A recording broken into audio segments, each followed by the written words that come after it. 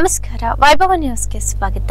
ಪಂದ್ಯಾವಳಿಯಲ್ಲಿ ಭಾಗವಹಿಸುವ ಪ್ರತಿಯೊಬ್ಬ ಆಟಗಾರರು ಸ್ಪರ್ಧಾ ಮನೋಭಾವನೆಯಿಂದ ಭಾಗವಹಿಸಬೇಕು ಎಂದು ಆರ್ಡಿಸಿಸಿ ಬ್ಯಾಂಕ್ ನಿರ್ದೇಶಕ ಪಂಪನಗೌಡ ಬಾದರ್ಲಿ ತಿಳಿಸಿದರು.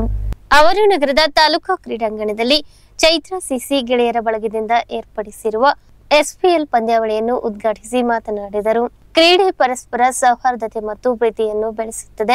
ಗೆದ್ದವರು ಮತ್ತು ಸೋತವರು ಸಮಭಾವದಿಂದ ಫಲಿತಾಂಶವನ್ನು ಸ್ವೀಕರಿಸಿ ಕ್ರೀಡೆಗಳಲ್ಲಿ ಭಾಗವಹಿಸಬೇಕೆಂದರು. ಈ ಸಂದರ್ಭದಲ್ಲಿ ಚೈತ್ರ ಸಿಸಿ ಗೆಳೆಯರ ಬಳಗದ ಅಧ್ಯಕ್ಷ ನಾಗರಾಜ್ ಗಸ್ತಿ, ಮುಖಂಡರಾದ ಸೈಯದ್ ಹಾರೂನ್ ಸಾಹೇಬ್ ಜಾಗೀರ್ದಾರ್, ಕರ್ನಾಟಕ ರಕ್ಷಣಾ ವೇದಿಕೆ ಪ್ರವೀಣ್ ಶೆಟ್ಟಿ ಬಣದ ಅಧ್ಯಕ್ಷ ವೀರೇಶ್ ಬಾವಿಮನಿ, ಲಕ್ಷ್ಮೀಕಾಂತ್ ಮಹಾನಂದ ಫರ್ನಿಚರ್ ಸೇರಿದಂತೆ ವಿವಿಧ ತಂಡಗಳ ಮಾಲೀಕರು, ಚೈತ್ರ ಸಿಸಿ ಗೆಳೆಯರ ಬಳಗದ ಮುಖಂಡರಿದ್ದರು. ಪಂದ್ಯಾವಳಿಯ ಚಾಲನೆ ದೊರೆತಾ ಇದೆ. ಜೋರಾದ ಚಪ್ಪಾಳೆ. ಅತ್ಯಂತ ಯಶಸ್ವಿಯಾಗಿ ಚಿತ್ರದುರ್ಗದ ತಾಲೂಕಾ ಕ್ರೀಡಾಂಗಣದಲ್ಲಿ ಶಾಂತವಾಗಿ ಈ ಒಂದು ಕ್ರೀಡಾಂಗಣ ಉದ್ಘಾಟನೆ ಆದ ನಂತರ ಬಹು ದೊಡ್ಡದಾಗಿರುವಂತಹ ಪಂದ್ಯಾವಳಿ ಚೈತ್ರ ಸಿಸಿ ಗೆಳೆಯರ ಭಾಗದ ವತಿಯಿಂದ ನಡೀತಾ ಇದೆ.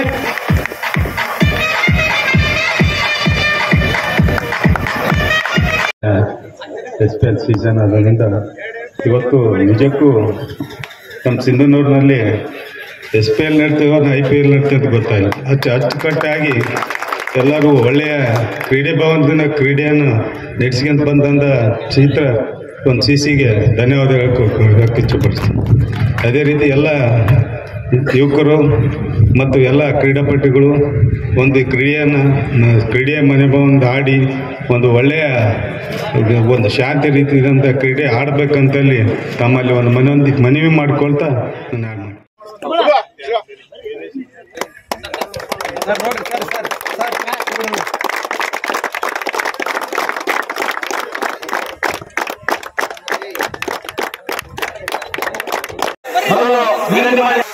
ಪ್ರಾರಂಭ ಮಾಡ್ತಾ ಇದೆ.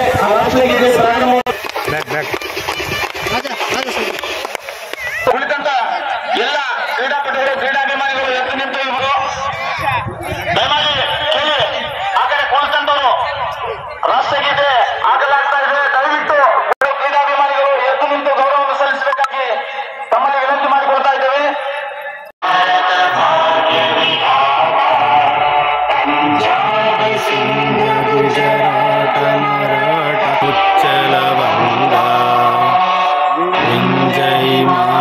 ಗಂಗಾ ಉಚ್ಚಲ ಜಲಸಿತರಂಗ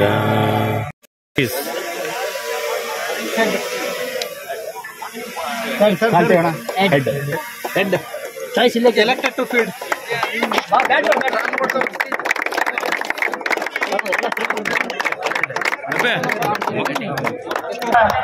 ಮಾಲಿಕ್ ಮಂಜುನಾಥ್ ಎತ್ತಿನಮನೆಯವರು ಕೂಡ ಆಗಮಿಸಿದ್ದಾರೆ. ಎಷ್ಟು ಜನ ಆದರೂ ಕೂಡ ಮೈದಾನದ ಹೊರಗಡೆ ಕ್ಯಾಚ್ ಹಿಡಿದಿದೆ. ಆದರೆ ಸೂರ್ಯಕಾಂತ್ ವತಿಯಿಂದ ಟ್ರ್ಯಾಕ್ ಮತ್ತು ಶೂಸ್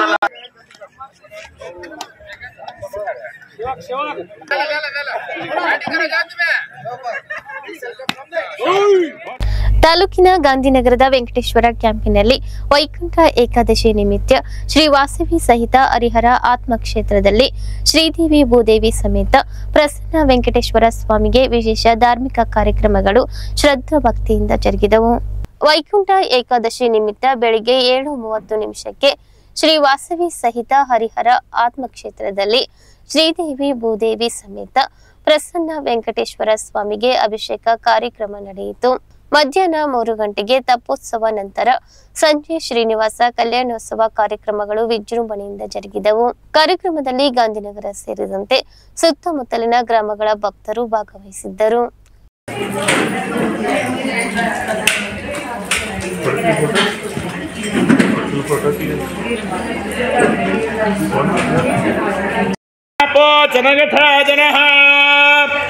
ओम भद्रं कर्णाभिसृणयाम देवाः भद्रं पश्येमाक्षवर्गदत्राः स्थरैरङ्गैः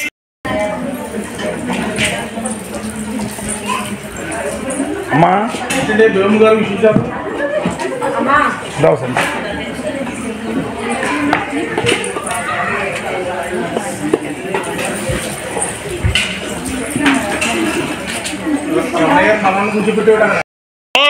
కొంచెం పక్కగా నుంచోండి అమ్మా. ओम या फलनीर्या फला पुष्पा याश्च पुष्पिणीः बृहस्पति प्रचोदस्तानामञ्चं त्वगं हसः फलं मनोरथबलं उत्तरपौत्र प्रवर्धनम्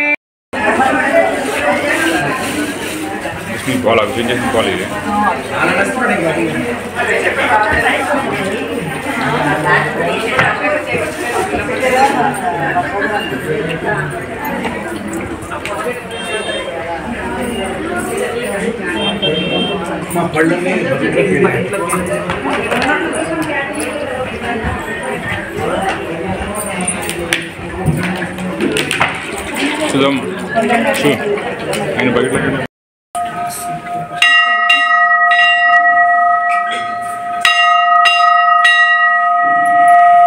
కొంచెం కుంకుమ తింటలేండి చేయగట్టుకోలేదు అవి బయటకి పెట్టుకోండి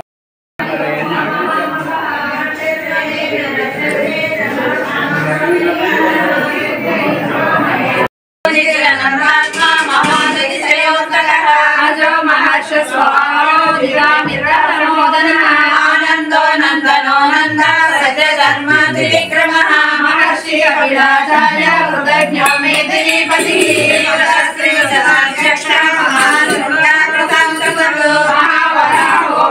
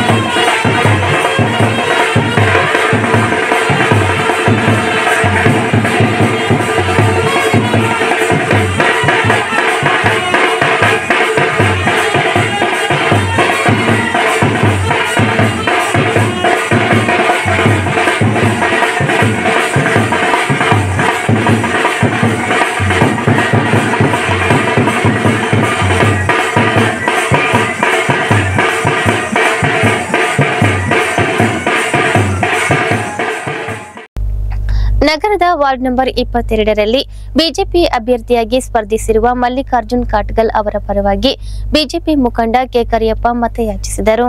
ಕಳೆದ ಚುನಾವಣೆಯಲ್ಲಿ ಕಾಂಗ್ರೆಸ್ ಪಕ್ಷದಿಂದ ಸ್ಪರ್ಧಿಸಿ ಗೆದ್ದಿದ್ದ ನಗರಸಭೆ ಸದಸ್ಯ ಮುನೀರ್ ಪಾಷಾ ಅವರ ಅಕಾಲಿಕ ನಿಧನರಾದ ಹಿನ್ನೆಲೆಯಲ್ಲಿ ತೆರನಾದ ಸ್ಥಾನಕ್ಕೆ ಉಪಚುನಾವಣೆ ನಡೆಯುತ್ತಿದೆ. ಬಿಜೆಪಿ ಅಭ್ಯರ್ಥಿ ಪರ ಕೆ ಕರಿಯಪ್ಪ ಅವರು ತಮ್ಮ ಕಾರ್ಯಕರ್ತರೊಂದಿಗೆ ವಾರ್ಡಿನ ಮನೆ ಮನೆಗೆ ತೆರಳಿ ಬಿಜೆಪಿಗೆ ಮತ ನೀಡುವಂತೆ ಮನವಿ ಮಾಡಿದರು. ಈ ಸಂದರ್ಭದಲ್ಲಿ ಬಿಜೆಪಿ ನಗರ ಘಟಕದ ಅಧ್ಯಕ್ಷ ನಿರುಪದಪ್ಪ ಜೋಳದರಾಶಿ, ಪ್ರಧಾನ ಕಾರ್ಯದರ್ಶಿ ರವಿ ರಾಠೋಡ್, ಮುಖಂಡರಾದ ರಾಜೇಶ್ ಹಿರೇಮಠ್, ಶಿವಬಸನಗೌಡ ಗೊರೆಬಾಳ್, ತಿಮ್ಮಾರೆಡ್ಡಿ ಹುಡಾ, ಮಂಜುನಾಥ್ ಅರ್ಸೂರು, ಸಿರಾಜ್ ಪಾಷಾ, ಕೃಷ್ಣಪ್ಪ ರಾಠೋಡ್, ಚಾಂದ್ ಪಾಷಾ ಎತ್ಮಾರಿ, ಮಂಜುನಾಥ್ ಗಾಣಿಗೇರ್, ರವಿಚಂದ್ರ ಸೇರಿದಂತೆ ಹಲವರಿದ್ದರು. ಇವತ್ತಿನ ದಿವಸ ವಾರ್ಡ್ ನಂಬರ್ 22ರ ಅಭ್ಯರ್ಥಿಯ ಪ್ರಚಾರಾರ್ಥವಾಗಿ ಬೆಳಗಿನಿಂದ ನಮ್ಮ ಮಂಡಲ ಅಧ್ಯಕ್ಷರ ನೇತೃತ್ವ ಮತ್ತು ತಿಮ್ಮಾರೆಡ್ಡಿ ಅವರು ಮತ್ತು ಶಿವಬಸನಗೌಡರು, ನಮ್ಮ ರಾಜೇಶ್ ಹಿರೇಮಠ ಅವರು, ಎಲ್ಲ ನಮ್ಮ ಪಾರ್ಟಿಯ ಕಾರ್ಯಕರ್ತರು, ಮಂಡಲ ಅಧ್ಯಕ್ಷರನ್ನು ಒಳಗೊಂಡು ಮತ್ತು ಎಲ್ಲ ಪದಾಧಿಕಾರಿಗಳು ಕೂಡ ಭಾಗವಹಿಸಿ ನಾಳೆ ಬುಧವಾರದಂದು ಏನು 27ನೇ ತಾರೀಕಿಗೆ ಮತದಾನ ನಡೀತಿದೆ. ದಯವಿಟ್ಟು ಈ ವಾರ್ಡಿನ ಎಲ್ಲ ನಾಗರಿಕರಲ್ಲಿ ನಮ್ಮ ಭಾರತೀಯ ಜನತಾ ಪಾರ್ಟಿಯ ಪರವಾಗಿ ತಮಗೆ ಮತಯಾಚನೆಯನ್ನು ಮಾಡ್ತಾ ಇದ್ದೇವೆ. ಯಾಕಂದರೆ ಈ ವಾರ್ಡ್ನಲ್ಲಿ ಸತತವಾಗಿ ಹೊರಗಡೆಯಿಂದ ಬಂದಂಥ ಅಭ್ಯರ್ಥಿಗಳು ಗೆಲ್ಲಿಸಿ ಆಶೀರ್ವಾದ ಮಾಡಿದ್ರಿ.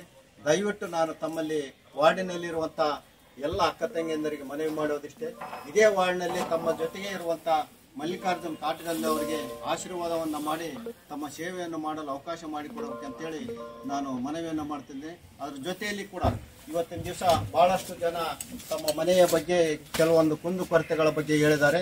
ಅದನ್ನು ಕೂಡ ನಾವು ಎಲೆಕ್ಷನ್ನಲ್ಲಿ ಬಂದಲ್ಲೇ ಆಶ್ವಾಸನೆ ಕೊಡೋದಕ್ಕಿಂತ ಎಲೆಕ್ಷನ್ ಆದ ನಂತರ ತಮ್ಮ ಜೊತೆಗೆ ಇದ್ದು ಅವು ಏನು ಮನೆಗಳು ಯಾರಿಗೆ ಕಾಂಟ್ರಾಕ್ಟ್ ಆಗಿದ್ದಾವೆ ಸ್ಲಮ್ ಬೋರ್ಡ್ ವತಿಯಿಂದ ಅವನ್ನೆಲ್ಲ ಮಾಡಿಸ್ಕೊಳ್ಳುವಂಥ ಕೆಲಸವನ್ನು ಮಾಡ್ತಿದ್ದೇವೆ.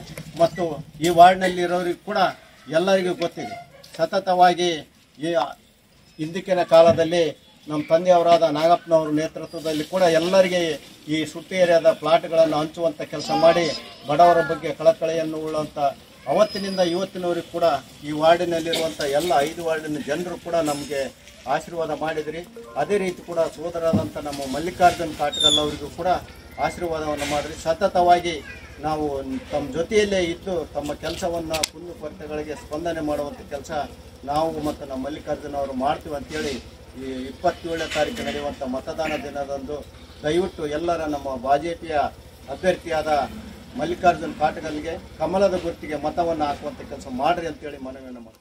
ನಗರದ ವಾರ್ಡ್ ನಂಬರ್ 22ರಲ್ಲಿ ಕಾಂಗ್ರೆಸ್ ಅಭ್ಯರ್ಥಿಯಾಗಿ ಸ್ಪರ್ಧಿಸಿರುವ ಅಬೇದ ಬೇಗಂ ಮುನೀರ್ ಪಾಷಾ ಅವರ ಪರವಾಗಿ ಆರ್ಡಿಸಿಸಿ ಬ್ಯಾಂಕ್ ಮಾಜಿ ಅಧ್ಯಕ್ಷ ಪಂಪನಗೌಡ ಬಾದರ್ಲಿ ಮತಯಾಚಿಸಿದರು. ಕಳೆದ ಚುನಾವಣೆಯಲ್ಲಿ ಕಾಂಗ್ರೆಸ್ ಪಕ್ಷದಿಂದ ಸ್ಪರ್ಧಿಸಿ ಗೆದ್ದಿದ್ದ ನಗರಸಭೆ ಸದಸ್ಯ ಮುನೀರ್ ಪಾಷಾ ಅವರ ಅಕಾಲಿಕ ನಿಧನರಾದ ಹಿನ್ನೆಲೆಯಲ್ಲಿ ತೆರನಾದ ಸ್ಥಾನಕ್ಕೆ ಉಪಚುನಾವಣೆ ನಡೆಯುತ್ತಿದೆ. ಮುನೀರ್ ಪಾಷಾ ಅವರ ಪತ್ನಿ ಅಬೀದಾ ಬೇಗಂ ಅವರನ್ನು ಕಾಂಗ್ರೆಸ್ ಪಕ್ಷದ ಅಭ್ಯರ್ಥಿಯಾಗಿ ಕಣಕ್ಕಿಳಿಸಿದೆ. ಪಂಪನಗೌಡ ಬಾದರ್ಲಿ ನೇತೃತ್ವದಲ್ಲಿ ಕಾಂಗ್ರೆಸ್ ಮುಖಂಡರು, ನಗರಸಭೆ ಸದಸ್ಯರು ಕಾಂಗ್ರೆಸ್ ಅಭ್ಯರ್ಥಿಯನ್ನು ಬೆಂಬಲಿಸುವಂತೆ ಮನೆ ಮನೆಗೆ ತೆರಳಿ ಕರಪತ್ರ ನೀಡಿ ಪ್ರಚಾರ ನಡೆಸಿ ಮತಯಾಚನೆ ನಡೆಸಿದರು. ಈ ಸಂದರ್ಭದಲ್ಲಿ ಬ್ಲಾಕ್ ಕಾಂಗ್ರೆಸ್ ಅಧ್ಯಕ್ಷ ಕಾಜಿ ಮಲ್ಲಿಕ್ ವಕೀಲ್, ನಗರಸಭೆ ಮಾಜಿ ಅಧ್ಯಕ್ಷರಾದ ಮಲ್ಲಿಕಾರ್ಜುನ್ ಪಾಟೀಲ್, ಜಾಫರ್ ಅಲಿ ಜಾಗೀರ್ದಾರ್, ಮಾಜಿ ಉಪಾಧ್ಯಕ್ಷ ಮುರ್ತುಜಾ ಹುಸೇನ್, ನಗರಸಭೆ ಸದಸ್ಯರಾದ ಶೇಖರಪ್ಪ ಗಿನ್ವಾಡ್, ಎಚ್ ಭಾಷಾ, ಆಲಂ ಭಾಷಾ, ಮುಖಂಡರಾದ ಪ್ರಭುರಾಸ್ವಾಮಿ ಕರ್ಪೂರಮಠ, ಸುರೇಶ್ ಜಾಧವ್, ಇಲಿಯಾಸ್ ಪಟೇಲ್ ಸೇರಿದಂತೆ ಕಾಂಗ್ರೆಸ್ ಕಾರ್ಯಕರ್ತರು ಮುಖಂಡರಿದ್ದರು. ಆರ್ಎಸ್ಎಸ್ ಮಾರ್ಗದರ್ಶನದಲ್ಲಿ ಆಡಳಿತ ನಡೆಸುತ್ತಿರುವ ಪ್ರಧಾನಿ ನರೇಂದ್ರ ಮೋದಿ ನೇತೃತ್ವದ ಕೇಂದ್ರ ಸರ್ಕಾರ ಫ್ಯಾಸಿಸ್ಟ್ ಆಳ್ವಿಕೆ ನಡೆಸುತ್ತಿದೆ ಎಂದು ಟಿಯುಸಿಐ ರಾಜ್ಯಾಧ್ಯಕ್ಷ ಆರ್ ಮಾನಸಯ್ಯ ಹೇಳಿದರು. ಅವರು ನಗರದ ಎಪಿಎಂಸಿಯ ಶ್ರಮಿಕ ಭವನದಲ್ಲಿ ಟಿಯುಸಿಐ ಜಿಲ್ಲಾ ಘಟಕದಿಂದ 9ನೇ ಜಿಲ್ಲಾ ಸಮ್ಮೇಳನವನ್ನು ಉದ್ಘಾಟಿಸಿ ಮಾತನಾಡಿದರು. ಕೇಂದ್ರ ಸರ್ಕಾರ 44 ಕಾರ್ಮಿಕ ಕಾನೂನುಗಳ ಬದಲಾಗಿ 4 ಕಾರ್ಮಿಕ ಸಂಹಿತೆಗಳನ್ನು ಜಾರಿಗೊಳಿಸಿ ಕಾರ್ಪೊರೇಟ್ ಬಂಡವಾಳಕ್ಕೆ ದೇಶದ ಸಂಪನ್ಮೂಲವನ್ನು ದಾರಿ ಎರೆಯುತ್ತಾ ಕಾಂಗ್ರೆಸ್ ವರ್ಗದ ವಿನಾಶಕ್ಕೆ ಹಾದಿಯನ್ನು ಸುಗಮಗೊಳಿಸುತ್ತಲಿದೆ. ಜಗತ್ತಿನ ಶ್ರಮಜೀವಿಗಳೇ ಒಂದಾಗಿ ಆರ್ಎಸ್ಎಸ್ ಹಾಗೂ ಬಿಜೆಪಿಯ ಫ್ಯಾಸಿಸ್ಟ್ ವಿರೋಧಿ ಹೋರಾಟಕ್ಕೆ ಸಿದ್ಧರಾಗಿ ಕಾರ್ಮಿಕ ವರ್ಗದ ಹಕ್ಕುಗಳು ಮತ್ತು ಕಾನೂನುಗಳನ್ನು ರಕ್ಷಿಸಿಕೊಳ್ಳಲು ಜೀವನ್ ಮರಣದ ಹೋರಾಟಗಳಿಗೆ ಹೆಗಲೊಡ್ಡಬೇಕೆಂದರು. ಟಿಯುಸಿಐ ಜಿಲ್ಲಾಧ್ಯಕ್ಷ ಜಿ ಅಮರೇಶ್, ಮುಖಂಡರಾದ K Lingasugur, Mabusa Belletti, Gudadappa Bhandari, HR Hosamani, MD Amir Ali, Chinnappa Kotrikki, M Gangadhar ಸೇರಿದಂತೆ ಹಟ್ಟಿ ಚಿನ್ನದ ಗಣಿ, ತುಂಗಭದ್ರಾ ನೀರಾವರಿ, ವಸತಿ ನಿಲಯ, ಉದ್ಯೋಗ ಖಾತರಿ, ಆಟೋ, ಹಮಾಲಿ, ಬೀದಿ ಬದಿ ವ್ಯಾಪಾರಿ, ವೈದ್ಯಕೀಯ ಕಾರ್ಮಿಕರು ಸಮ್ಮೇಳನದಲ್ಲಿ ಭಾಗವಹಿಸಿದ್ದರು. ನಾವು ಕೆಲಸ ಕೊಡ್ತೀವಿ, ರೊಕ್ಕ ಕೊಡಿ. ಕೆಲಸ ಪರ್ಮನೆಂಟ್ ಮಾಡ್ತೀವಿ, ರೊಕ್ಕ ಕೊಡಿ. ಬಡ್ತಿ ಕೊಡ್ತೀವಿ, ರೊಕ್ಕ ಕೊಡಿ. ಇಲ್ಲ ಕೆಲಸ ತಂದು ಕೊಡ್ತೀವಿ, ನಮ್ಗೆ ರೊಕ್ಕ ಕೊಡಿ ಅಂತ ಹೇಳಿ ದಲಾಲರು ತಯಾರಾಗಿದ್ದಾರೆ. ಅವ್ರು ಯಾವತ್ತೂ ಕಾರ್ಮಿಕ ಸಂಘದ ವಿರುದ್ಧ ಪ್ರಚಾರ ಮಾಡ್ತಾರೆ. ಅವ್ರಿಗೆ ಯಾವುದೇ ಕೆಂಪಸ್ ಜೆಂಡಾ ಬೇಕಾಗಿಲ್ಲ, ಯೂನಿಯನ್ ಬೇಕಾಗಿಲ್ಲ, ಮೀಟಿಂಗ್ ಬೇಕಾಗಿಲ್ಲ, ವಿಚಾರ ಬೇಕಾಗಿಲ್ಲ, ಹೋರಾಟ ಬೇಕಾಗಿಲ್ಲ. ಅವ್ರಿಗೆ ಬೇಕಾಗಿ ದುಡ್ಡು. ಸೊ ಆ ದುಡ್ಡಿನ ದಲ್ಲಾಳಿಗಳ ಕಾಟಕ್ಕೆ ಅನೇಕ ಸಂಘಟನೆಗಳಲ್ಲಿ ಉಲ್ಟಾ ಪಲ್ಟಾಗಿ ಹೋಗಿದೆ. ಕೊನೆಗೆ ಅದರ ಫಲಿತಾಂಶ ಏನಂತ ನಿಮ್ಗೆ ಚೆನ್ನಾಗಿ ಗೊತ್ತಾಗಿದೆ. ಹಾಗಾಗಿ ಈ ಜಿಲ್ಲಾ ಸಮ್ಮೇಳನ ಬಹಳ ಮುಖ್ಯವಾದ ನಿರ್ಣಯ ಕೈಗೊಳ್ಳಬೇಕಾಗಿದ್ದು, ಚರ್ಚೆ ಮಾಡಬೇಕಾಗಿತ್ತು. ಅಂದ್ರೆ ರಾಯಚೂರು ಜಿಲ್ಲೆಯಲ್ಲಿ ಟ್ರೇಡಿಂಗ್ ಸೆಂಟರ್ ಆಫ್ ಇಂಡಿಯನ್ ನೇತೃತ್ವದಲ್ಲಿ ಎಷ್ಟು ಸಂಘಟನೆಗಳಿದ್ದು ಕೆಲಸ ಮಾಡ್ತೀವಿ, ಎಷ್ಟು ಅಫಿಲಿಯೇಷನ್ ಆಗಿದೆ, ಯಾವ ಹೋರಾಟ ಕೈಗೊಂಡಿದ್ದೀವಿ, ಯಾವ ಹೋರಾಟ ಮುಗಿದಿಲ್ಲ, ಯಾವ ಹೋರಾಟ ಮುಂದುವರಿಸಬೇಕಾಗಿದೆ, ಅದರ ಬಗ್ಗೆ ಚರ್ಚೆ ಮಾಡ್ತಾ ಎಷ್ಟು ಜನ ಕಾರ್ಯಕರ್ತರು ಬೇಕಾಗಿದೆ, ಕಮಿಟಿ ಸಿಸ್ಟಮ್ ಬೇಕಾಗಿದೆ ಅಂತ ಹೇಳ್ತಾನೆ. ಭವಿಷ್ಯತ್ತಿನ ನಾಯಕತ್ವಕ್ಕಾಗಿ ಮುಂದೆ ನಡೆಸತಕ್ಕಂತ ಜಿಲ್ಲೆಯಲ್ಲಿ ನಡೆಸತಕ್ಕಂತ ಕಾರ್ಮಿಕ ಹೋರಾಟಕ್ಕೆ ನೇತೃತ್ವ ಕೊಡುವ ಸಲುವಾಗಿ ಒಂದು ನೂತನ ಸಮರ್ಥ ಶಕ್ತಿಶಾಲಿ ನಾಯಕತ್ವವನ್ನ ಅಂದ್ರೆ ಹೊಸ ಕಮಿಟಿನ ಚುನಾಯಿಸಬೇಕಾಗಿದೆ. ಹಾಗಾಗಿ ಡಿಸಿನ ಕೇಂದ್ರ ಸಮನ್ವಯ ಸಮಿತಿ ಕರೆ ಏನಾಗಿದೆ ಅಂದ್ರೆ, ಇವತ್ತು ಭಾರತ ದೇಶದ ಕಾರ್ಮಿಕ ವರ್ಗದ ಕೇವಲ ಸಂಬಳದ ಪ್ರಶ್ನೆ ಇಲ್ಲ. ನಿಮ್ಗೆ ಸಂಬಳ ಬರ್ಬೇಕಂದ್ರೆ ಆಕ್ಚುಲಿ ಫ್ಯಾಸಿಸ್ಟ್ ಸರ್ಕಾರ ಹೋಗ್ಲೇಬೇಕು. ನಿಮ್ಗೆ ಸಂಬಳ ಜಾಸ್ತಿ ಆಗ್ಬೇಕಂದ್ರೆ, ಗ್ರೇಡ್ ಜಾಸ್ತಿ ಆಗ್ಬೇಕಾದ್ರೆ ಈ ಫ್ಯಾಸಿಸಂ ಹೋಗ್ಲೇಬೇಕು. ಅಧಿಕಾರ ಫ್ಯಾಸಿಸ್ಟ್ ಕೈಲಿದೆ. ಅವರು ಪ್ರಜಾಪ್ರಭುತ್ವವನ್ನು ಒಪ್ತಾ ಇಲ್ಲ, ಅವರು ಸಂವಿಧಾನವನ್ನು ಒಪ್ತಾ ಇಲ್ಲ, ಅವರ ಜನರ ಆಶೋತ್ತರಗಳಿಗೆ ಮನ್ನಣೆ ಕೊಡ್ತಾ ಇಲ್ಲ. ಅವ್ರಿಗೆ ಬೇಕಾಗಿದ್ದು ಗುಡಿ ಗುಂಡಾರಗಳು, ಮಸೀದಿಗಳು, ಅಧಿಕಾರ, ಕಂಪನಿ. ನಾಳೆ ಜನವರಿ 22ನೇ ತಾರೀಕಿಗೆ ರಾಮ ಮಂದಿರ ಉದ್ಘಾಟನೆಗೊಂಡಿದ್ದಾರೆ. ಹೊರ ದೇಶಗಳಿಂದ 4100 ಜನ, ಆಕ್ಚುಲಿ 4100 ಜನ ಧರ್ಮಾಧಿಕಾರಿಗಳು ಬರ್ತಾರಂತೆ. 2000ಕ್ಕೆ ಹೆಚ್ಚು ಜನ ಆಕ್ಚುಲಿ ಧರ್ಮದ ವಕ್ತಾರ ಬರ್ತಾರಂತೆ. ಆದ್ರೆ ಇಡೀ ಉತ್ತರ ಪ್ರದೇಶದಾದ್ಯಂತ ಏನು ಚಳಿ ಆವರಿಸಿದೆ, ಅಲ್ಲಿ ಯಾವುದೇ ಉದ್ಯೋಗ ಇಲ್ಲ, ಜನಗಳಿಗೆ ತಿನ್ಲಿಕ್ಕೆ ಇಟ್ಟಿಲ್ಲ, ಊಟ ಇಲ್ಲ, ರೊಟ್ಟಿ ಇಲ್ಲ, ರೋಟಿ ಕಪಡ ಮಕಾನ್ ಇಲ್ಲ. ಇಡೀ ಉತ್ತರ ಪ್ರದೇಶ, ಬಿಹಾರದಿಂದ ಯುವಕರು SLC ಓದಿದವರು, PVC ಓದಿದವರು, ITI ಮಾಡಿದವರು, ಡಿಪ್ಲೊಮಾ ಓದಿದವರು ಒಂದು ಸುಂದರ ಕನಸು ಕಟ್ಟಿಕೊಂಡರು. ಅಲ್ಲಿ ಕೆಲಸ ಇಲ್ಲ, ಅಲ್ಲಿ ಯಾವುದೇ ಫ್ಯಾಕ್ಟರಿ ಇಲ್ಲ. ತಮ್ಮ ನೆಲವನ್ನು ಬಿಟ್ಟು ಆಕ್ಚುಲಿ ದಕ್ಷಿಣದ ರಾಜ್ಯ ಕಡೆ ಬರ್ತಾ ಇದ್ದಾರೆ, ಮುಂಬೈ ಕಡೆಗೆ, ಬೆಂಗಳೂರು ಕಡೆಗೆ, ಕೇರಳದ ಕಡೆಗೆ ಕೆಲಸ ಕೊಡಿ ಅಂತ. 12 ಗಂಟೆ 15 ಗಂಟೆ ಕೆಲಸ ಮಾಡಿದ್ರೆ 10,000 ಸಂಬಳ ಕೊಡ್ತಾ ಇದ್ದಾರೆ. 3 ತಿಂಗಳ ಕೆಲಸ ಮಾಡಿದ್ರು ಸಂಬಳ ಸಿಗ್ತಿಲ್ಲ. ಮೊನ್ನೆ ಆಕ್ಷನ್ ಶ್ರೀಕಾಕುಳಂದಲ್ಲಿ 2 ಜನ ಗೃಹ ಕಾರ್ಮಿಕರು ಆತ್ಮಹತ್ಯೆ ಮಾಡ್ತಿದ್ದಾರೆ. ಇದುವರೆಗೆ ಕಾರ್ಮಿಕರ ಆತ್ಮಹತ್ಯೆ ಸುದ್ದಿ ಕೇಳಿದ್ದಿಲ್ಲ. ಅವರು ಓರಿಸದಿಂದ ಬಂದಿದ್ರು. 3 ತಿಂಗಳ ಕೆಲಸ ಮಾಡಿದ್ದಾರೆ ಅಣ್ಣ ತಮ್ಮರು 2 ಜನ. 3 ತಿಂಗಳ ಕೂಲಿ ಕೊಟ್ಟಿಲ್ಲ. ಕೂಲಿ ಕೇಳಿದ ಸಲುವಾಗಿ ಅಲ್ಲಿ ಮಾಲಕರು ಕಟ್ಟೆ ಕೊಡ್ತಿದ್ದಾರೆ. ವಾಪಸ್ ಹೋಗ್ಲಿಕ್ಕೆ ಬಸ್ ಚಾರ್ಜ್ ಇಲ್ಲ ಅಂತ ಹೇಳ್ಬಿಟ್ಟು 7ನೇ ಕಾರ್ಮಿಕ ಆಯೋಗ ರೆಕಮೆಂಡೇಶನ್ ಮಾಡಿದೆ, ಒಂದು ಮಾನದಂಡವನ್ನು ಮಾಡಿದೆ. ಆ ಮಾನದಂಡದ ಆಧಾರದ ಮೇಲೆ ನಾವು ರಾಜ್ಯ ಮತ್ತು ಕೇಂದ್ರ ಸರ್ಕಾರಕ್ಕೆ ಹೇಳ್ತೀವಿ, ಬಹಳ ಮುಖ್ಯವಾಗಿ ಕೇಂದ್ರ ಸರ್ಕಾರಕ್ಕೆ. ಯಾಕಂದ್ರೆ ಎಲ್ಲ ಲೇಬರ್ ಲಾಗಳಂತರೂ ಅಧಿಕಾರ ಕೇಂದ್ರ ಸರ್ಕಾರ ಇರೋದ್ರಿಂದ ಭಾರತ ದೇಶದ ಪ್ರತಿಯೊಂದು ರಂಗದ ಪ್ರತಿಯೊಂದು ಕಡೆ ಕೆಲಸ ಮಾಡತಕ್ಕಂಥ ಅಸಂಘಟಿತ ವಲಯದ ಕಾರ್ಮಿಕರ ಕನಿಷ್ಠ ವೇತನವನ್ನು 31,000 ರೂಪಾಯಿ ಇರಬೇಕು ಅವ್ರ ಬೇಸಿಕ್ ಅಂತ. ಈ 4 ಬೇಡಿಕೆಗಳ ಜೊತೆಗೆ ರಾಜ್ಯ ಮಟ್ಟದ ಬೇಡಿಕೆಗಳು, ಜಿಲ್ಲಾ ಮಟ್ಟದ ಬೇಡಿಕೆಗಳು, ಆಯಾ ಕ್ಷೇತ್ರದ ಬೇಡಿಕೆಗಳಿವೆ. ಹಾಗಾಗಿ ಇದ್ರ ಜೊತೆಗೆ ಏನಂದ್ರೆ ಟಿ.ವಿ.ಸಿ ಮತ್ತೊಂದು ಮಹತ್ವದ ನಿರ್ಣಯವನ್ನು ಕೈಗೊಳ್ಳಿದೆ. ಅದೇನಂದ್ರೆ ಕೇವಲ ನಮ್ಮ ವೇತನ, ಸಂಬಳ, ಬಡ್ತಿ, ನಮ್ಮ ಆರ್ಥಿಕ ಬೇಡಿಕೆಗಳಿಗೆ ಅಷ್ಟೇ ಹೋರಾಟಕ್ಕೆ ಸಾಧ್ಯತೆ ಇಲ್ಲ, ಅಂತ ಹೋರಾಟ ಬೆಳಲಿಕ್ಕೆ ಸಾಧ್ಯತೆ ಇಲ್ಲ. ಇವತ್ತು ಇಡೀ ಕಾರ್ಮಿಕ ವರ್ಗದ ಮೇಲೆ ದೊಡ್ಡ ಆರ್ಥಿಕ, ಸಾಮಾಜಿಕ, ಸಾಂಸ್ಕೃತಿಕ ದಾಳಿ ನಡೀತಾ ಇರೋದ್ರಿಂದ ಈ ರಾಜಕೀಯ ಶಕ್ತಿಗಳ ವಿರುದ್ಧ ಎಲ್ಲಾ ಕಾರ್ಮಿಕ ವರ್ಗವನ್ನು ಒಗ್ಗೂಡಿಸಿ ಒಂದು ದೊಡ್ಡ ರಾಜಕೀಯ ಹೋರಾಟವನ್ನ, ಕೆಟ್ಟ ಶಕ್ತಿಗಳನ್ನ ಅಧಿಕಾರದಿಂದ ಕಿತ್ತಾಕುವಂತ ಹೋರಾಟವನ್ನ ಮಾಡುವಂತ ಒಂದು ರಾಜಕೀಯ ಆಂದೋಲನದ ಅಗತ್ಯ ಇದೆ ಅನ್ನೋದನ್ನು ಕೂಡ ಈ ಟಿ.ವಿ.ಸಿ ಸಮ್ಮೇಳನ ಕರೆ ನೀಡಿದೆ. ಹೀಗಾಗಿ ಅಖಿಲ ಭಾರತ 10ನೇ ಸಮ್ಮೇಳನದ ಅಂಗವಾಗಿ ನಡೆದಂತ ಈ ಒಂದು ಜಿಲ್ಲಾ ಸಮ್ಮೇಳನ ಬಹಳ ಸಕ್ರಿಯವಾಗಿ, ಪ್ರಾಕ್ಟಿಕಲ್ ಆಗಿ ಸಕ್ಸಸ್ ಆಗಲಿ. ಸಾಕಷ್ಟು ಸಮಸ್ಯೆಗಳಿವೆ. ಸೊ ಕಾರ್ಮಿಕರ ಸಮಸ್ಯೆಗಳ ಪರಿಹಾರ ಆಗಬೇಕಾದ್ರೆ ಕಾರ್ಮಿಕ ಸಂಘದ ಸಮಸ್ಯೆಗಳ ಪರಿಹಾರ ಆಗಬೇಕು. ಕುಷ್ಟಗಿ ಪಟ್ಟಣದಲ್ಲಿ ಜಿಲ್ಲಾಡಳಿತದಿಂದ ಜಿಲ್ಲಾ ಮಟ್ಟದ ಸಿರಿಧಾನ್ಯ ಮತ್ತು ಸಾವಯವ ಮೇಳ, ರೈತ ದಿನಾಚರಣೆ ಮತ್ತು ಸಿರಿಧಾನ್ಯ ಹಬ್ಬ ಕಾರ್ಯಕ್ರಮ ಹಮ್ಮಿಕೊಳ್ಳಲಾಗಿತ್ತು. ಶಾಸಕ ದೊಡ್ಡನಗೌಡ ಪಾಟೀಲ್ ಉದ್ಘಾಟನೆ ಮಾಡಿ ಮಾತನಾಡಿದರು. ಸಿರಿಧಾನ್ಯ ಬೆಳೆಗಳನ್ನು ರೈತರು ಹೆಚ್ಚೆಚ್ಚು ಬೆಳೆಯಬೇಕು. ಅದಕ್ಕೆ ಪೂರಕವಾಗಿ ಕೃಷಿ ಇಲಾಖೆ ಮತ್ತು ಕೃಷಿ ವಿಜ್ಞಾನಿಗಳು ರೈತರಿಗೆ ಬೇಕಾದ ಸಲಹೆ ಮತ್ತು ಮಾರ್ಗದರ್ಶನ ನೀಡುತ್ತಾರೆ. ಒಕ್ಕಲುತನದಿಂದ ವಿಮುಖರಾದರೆ ಯುವಕರು ಕೃಷಿ ಚಟುವಟಿಕೆಗಳಲ್ಲಿ ತೊಡಗಿಸಿಕೊಳ್ಳಬೇಕೆಂದು ಹೇಳಿದರು. ನಂತರ ರೈತರೊಂದಿಗೆ ಕೃಷಿ ವಿಜ್ಞಾನಿಗಳಾದ doctor Raghavendra Eligar, doctor M M. Ravi, doctor Anand, doctor Kavita ಅವರು ಸಂವಾದ ನಡೆಸಿದರು. ಈ ಸಂದರ್ಭದಲ್ಲಿ ಸಾಧನೆ ಮಾಡಿದ ರೈತರನ್ನು ಗೌರವಿಸಿ ಸನ್ಮಾನಿಸಲಾಯಿತು. ಸಿರಿಧಾನ್ಯ ಕುರಿತು ಜಾಗೃತಿ ಗೀತೆಗಳನ್ನು ಶರಣಪ್ಪ ವಡಗೇರಿ, ಎಸ್.ಎಸ್. ಹಿರೇಮಠ್ ತಂಡದವರು ಹಾಡುಗಳನ್ನು ಹಾಡಿ ರಂಜಿಸಿದರು. ಎಲ್ಲಾ ಮಳಿಗೆಗಳಲ್ಲಿ ರೈತರ ಕೃಷಿ ಸಾಮಗ್ರಿ ಸೇರಿದಂತೆ ಸಿರಿಧಾನ್ಯದ ತಳಿಗಳ ಮಾರಾಟ ಮತ್ತು ಪ್ರದರ್ಶನ ನಡೆಯಿತು.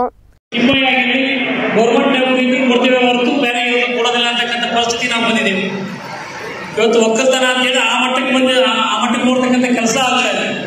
ಆದರೆ ಎಲ್ಲವನ್ನೂ ಕೂಡ ಮೀರಿ ಬೆಳಿಬೇಕು ಅಂತ ಹೇಳಿದ್ರೆ ಅದರಲ್ಲೂ ಕೂಡ ಇನ್ನಷ್ಟು ನಾವು ಹೆಚ್ಚಿನ ಕೆಲಸವನ್ನು ಮಾಡಬೇಕಾದ್ರೆ, ಹಾಗಾಗಿ ಏನೋ ಇವತ್ತು ವಿಜ್ಞಾನಿಗಳು ಬಂದಿದ್ದಾರೆ, ಅವ್ರ ಜೊತೆ ಸಂವಾದದ ಮೂಲಕ ಸರಿಯಾದ ರೀತಿಯ ತರಬೇತಿಯನ್ನು ಕೊಡು. ಅದರ ರೈತರಿಗೆ ಯಾವುದೇ ತರಬೇತಿ ಬೇಕಾಗಿಲ್ಲ, ಅದು ಅನಿವಾರ್ಯ. ಇವತ್ತು ಬೆಳೀತಕ್ಕಂಥ ರೈತರ ಈ ವರ್ಗವನ್ನು ಸಾಧನೆ ಮನಗಂಡು ನಾವೆಲ್ಲರೂ ಭಾವನಾ ಬದುಕೋಣ ಅಂತ ಹೇಳಿ ಮುಂಬರ್ತಕ್ಕಂಥ ಪೀಳಿಗೆ ಸದೃಢವಾಗಿರ್ತಕ್ಕಂಥ, ಉತ್ತಮವಾಗಿರ್ತಕ್ಕಂಥ ಆರೋಗ್ಯದ ಬೆಳೆಯುವ ಮೂಲಕ ಈ ಸಮಾಜಕ್ಕೆ ಉತ್ತಮವಾಗಿರ್ತಕ್ಕಂಥ ಒಂದು ಸಂದೇಶ ಕೊಟ್ಟಂಥ ಕೆಲಸ ಈ ಕಾರ್ಯಕ್ರಮ ಆಗಲಿ ಅಂತಕ್ಕಂಥ ಮಾತನ್ನು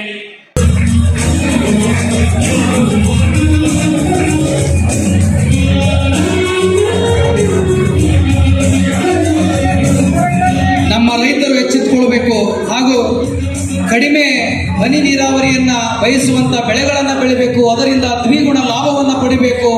ಅದರೊಟ್ಟಿಗೆ ಈ ದೇಶದಲ್ಲಿ ತಾವೇ ಆರ್ಥಿಕ ಸಬಲತೆಗೆ ಕಾರಣವಾಗಬೇಕು ಅನ್ನುವಂತಹ ಮಹದಾಶೆಯೊಂದಿಗೆ ರೈತಾಪಿ ವರ್ಗದವರಲ್ಲಿ ಮುಂಚೂಣಿಯಲ್ಲಿರುವಂತಹ ಈ 4 ರೈತರಿಗೆ ರಾಜ್ಯ ಮಟ್ಟದ ಉದಯೋನ್ಮುಖ ಕೃಷಿ ಪಂಡಿತ ಪ್ರಶಸ್ತಿಯನ್ನ ತಮ್ಮದಾಗಿಸಿಕೊಂಡಿದ್ದಕ್ಕಾಗಿ, ಅದರ ಹಿಂದಿನ ಪರಿಶ್ರಮಕ್ಕಾಗಿ ನಾವೆಲ್ಲರೂ ಆ ರೈತರ ಒಂದು ನಡೆದು ಹೋದಂತಹ ದಾರಿಯಲ್ಲಿ ನಾವೆಲ್ಲರೂ ನಡೆಯೋಣ.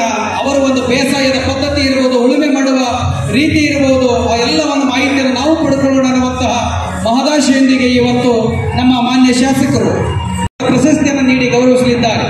ಹಾಗಾಗಿ ಅವರೆಲ್ಲರಿಗೂ ತುಂಬ ಹೃದಯದ ಅಭಿನಂದನೆಗಳನ್ನು ಈ ಸಂದರ್ಭದಲ್ಲಿ ಸಮರ್ಪಿಸಿದ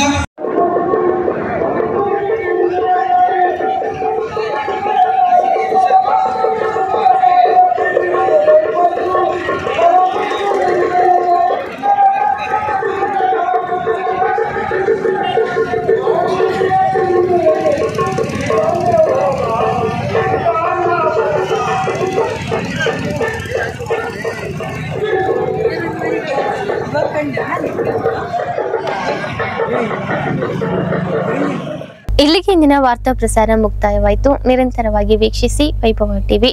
ವಂದನೆಗಳೊಂದಿಗೆ ದೇವಿಕಾ ಚನ್ನಬಸವ.